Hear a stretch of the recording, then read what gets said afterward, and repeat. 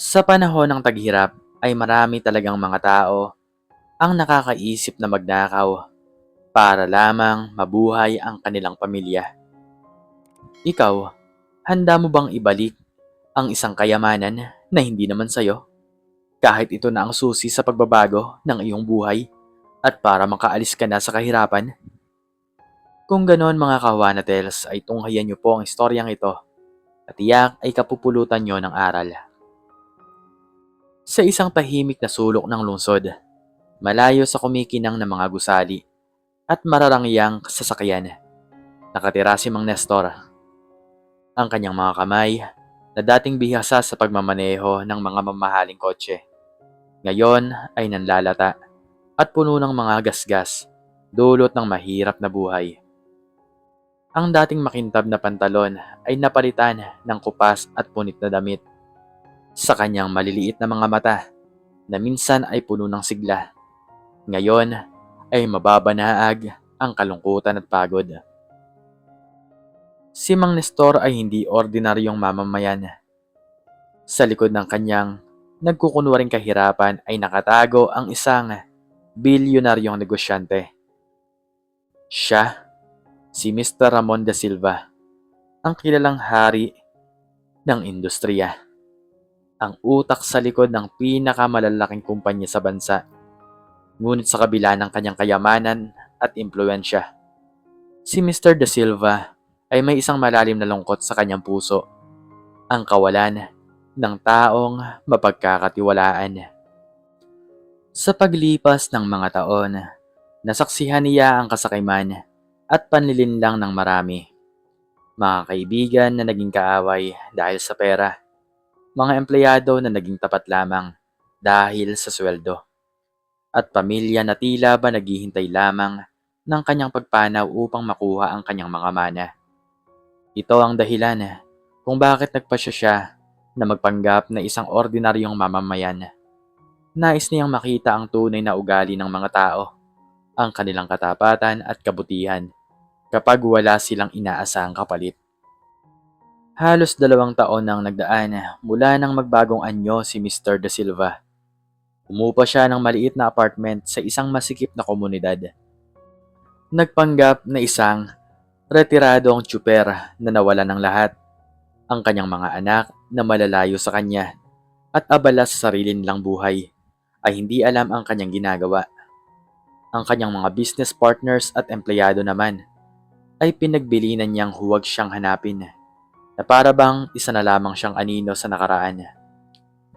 Sa kanyang bagong buhay, nakilala niya si Leo, isang binatang tsuper na sa kabila ng kanyang kahirapan ay nanatiling masipag, tapat at may malaking puso. Si Leo ang kanyang naging tsuper sa mga panahong nagpapanggap siyang si Mang Nestor.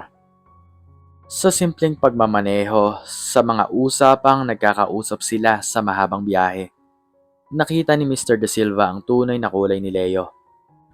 Hindi ito naghahanap ng pabor, hindi ito naniningil ng sobra, at palagi itong handang tumulong. Isang araw, habang naglalakad si Mang Nestor, napansin niya ang isang matandang babae na nahihirapan sa pagbaba ng kanyang mga pinamili. Mabilis siyang lumapit at inalok ng tulong.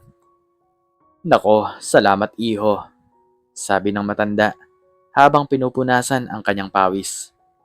"Parang sasabog na ang mga bituka ko sa bigat." Ngumiti lamang si Mang Nestor. "Walang anuman po, Aling Nena. Nasa daan lang naman po tayo para magtulungan." Samantala sa isang kumpanyang pagmamay-ari ni Mr. De Silva, nagaganap ang isang mahalagang pagpupulong. Ang mga miyembro ng board ay nagkakagulo. Ang pangunahing sangay ng kanilang negosyo sa Pilipinas ay dumaranas ng matinding krisis. Isang malaking kontrata ang nawala at maraming empleyado ang nanganganib na mawalan ng trabaho. Sa gitna ng kaguluhan, biglang pumasok si Mr. De Silva, na noon ay nagpapanggap pa rin bilang isang ordinaryong tsuper. Nakaupo siya sa isang sulok ng conference room, tahimik na nagmamasid. "Sino ang magliligtas sa atin?" sigaw ng isang board member. Nasaan na ang ating CEO? Hindi siya tumutugon sa mga tawag. Kailangang may gumawa ng aksyon. Ngayon na. Dagdag pa ng isa. Sa pagkakataong ito, hindi na kinaya ni Mr. De Silva ang kanyang nakikita. Narinig niya ang pagiging pabaya at kawalan ng pagkakaisa ng mga tao sa paligid niya. Sa kabila ng kanilang matataas na posisyon, tila ba sila ay walang kakayahang mamuno. Dahan-dahan siyang tumayo. Lahat ng mata ay nakapako sa kanya. Ang matandang tsuper na tila ba nawawala sa sarili. Makinig kayo, mahinang sabi ni Mang Nestor, ngunit may bigat sa kanyang tinig. Hindi ito ang tamang paraan para harapin ang mga problema. Nagkatinginan ang mga board members, tila hindi makapaniwala sa nagsasalita. At sino ka naman para sabihin yan? Galit na tanong ng isang miyembro ng board. Hindi ka namin piloto. Ako, si Ramon de Silva. Diretsyong sagot ni Mang Nestor habang unti-unting binubuhat ang kanyang kupas na jacket. Sa ilalim nito ay ang isang mamahaling polo na hindi niya karaniwang suot. Nagkaroon ng mahabang katahimikan. Hindi makapaniwala ang lahat sa kanilang narinig. Tiningnan nila ang lumang tsuper, ang mga gasgas sa kanyang kamay, ang kupas na damit, at pagkatapos ay nagkatinginan muli. Naghahanap ng kahit na anong kapani-paniwalang senyales. Hindi yan totoo. Sigaw ng isa pa. Si Mr. De Silva ay nasa ibang bansa. Hindi na ako nagpapanggap, sabi ni Mr. De Silva. Napalitan na ng dating tindig ng isang makapangyarihang negosyante ang kanyang katawan. Matagal na akong nasa paligid nyo. Pinagmamasdan ang inyong mga kilos. At sa kabila ng inyong mga posisyon, tila wala kayong itinuturo na pagiging tapat at may pananagutan. Nagpatuloy si Mr. De Silva. Ang kanyang tinig ay puno ng bigat at pagkadismaya. Hindi ko na ito kaya pang tiisin. Ang aking kumpanya, ang aking mga negosyo, ay nagiging pugad ng mga taong walang puso. At sa paghahanap ko ng taong tunay na may kakayahang mamuno, sa aking pagpapanggap na mahirap, nakita ko ang pag-asa sa isang tao. Si Leo. Nagulat muli ang lahat. Sino si Leo? Si Leo, ang aking tsuper. Paliwanag ni Mr. De Silva. Sa kabila ng kanyang kahirapan, sa kabila ng kanyang simpleng pamumuhay, ipinakita niya ang tunay na kahulugan ng pagiging tapat, masipag, at may malasakit. Hindi siya naghahanap ng pansin. Hindi siya nanunulsol, ngunit palagi siyang handang tumulong. Kaya simula ngayon, malakas na sabi ni Mr. De Silva, si Leo ang magiging bagong CEO ng ating sangay sa Pilipinas. At ako naman ay babalik sa aking tunay na pagkatao. Hindi na ako magpapanggap. Pero bago yan, kailangan niyong masaksihan ang isang pagbabagong hindi niyo inaasahan. Sa sumunod na mga araw, nagkaroon ng malaking pagbabago sa kumpanya. Si Leo, ang dating simpleng tsuper, ay ginawa ng ang CEO. Sa una, nagkaroon ng mga bulong-bulungan at pagdududa. Paano raw ang isang tsuper na walang sapat na karanasan sa malalaking negosyo ang magiging pinuno ng isang malaking sangay? Ngunit si Leo, gaya ng inaasahan ni Mr. De Silva, ay hindi pinansin ng mga ito. Sa kanyang unang araw bilang CEO, agad siyang nagpakita ng malasakit sa kanyang mga empleyado. Sa halip na umupo lamang sa kanyang malaking opisina, siya ay lumibot, nakipag-usap sa mga manggagawa sa pabrika at nakinig sa kanilang mga hinaing.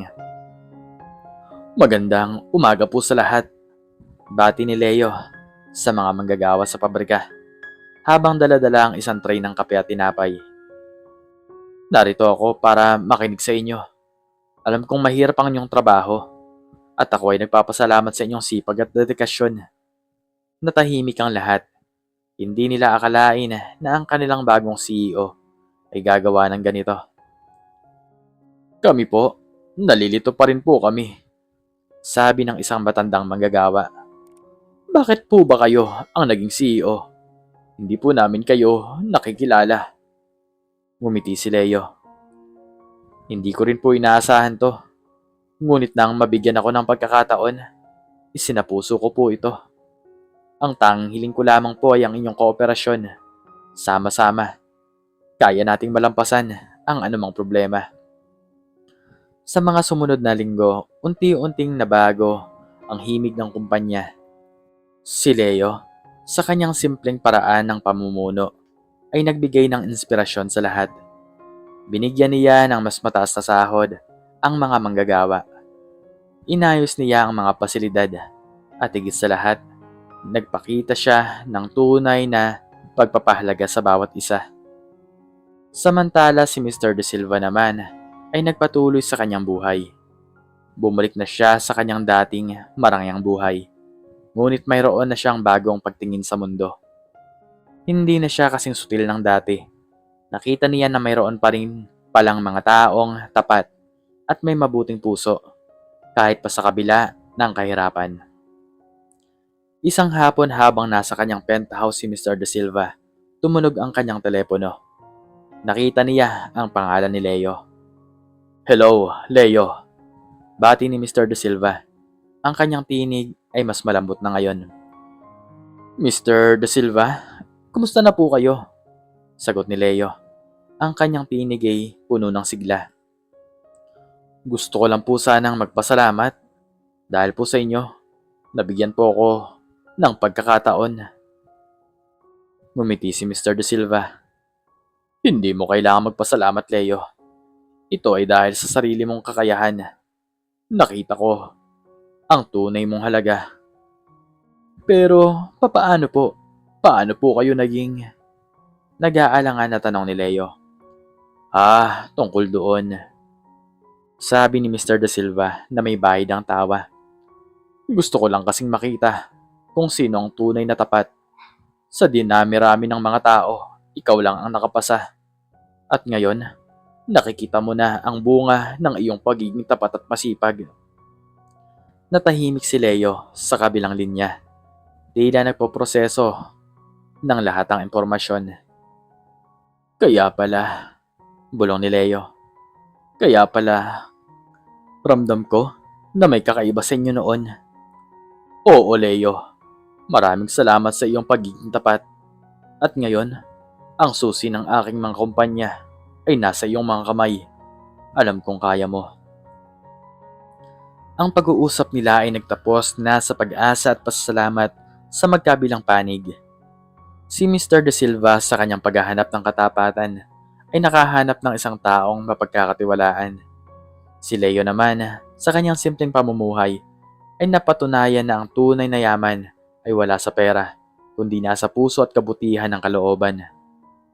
Sa paglipas ng panahon, ang sangay na dating dumaranas ng krisis ay naging pinakamalakas at pinakamatagumpay sa buong grupo ng kumpanya ni Mr. De Silva. Si Leo ay naging isang inspirasyon hindi lamang sa kanyang mga empleyado, kundi sa buong industriya. Napatunayan niya na ang pagiging tapat, masipag at may puso ay sapat na upang makamit ang anumang pangarap.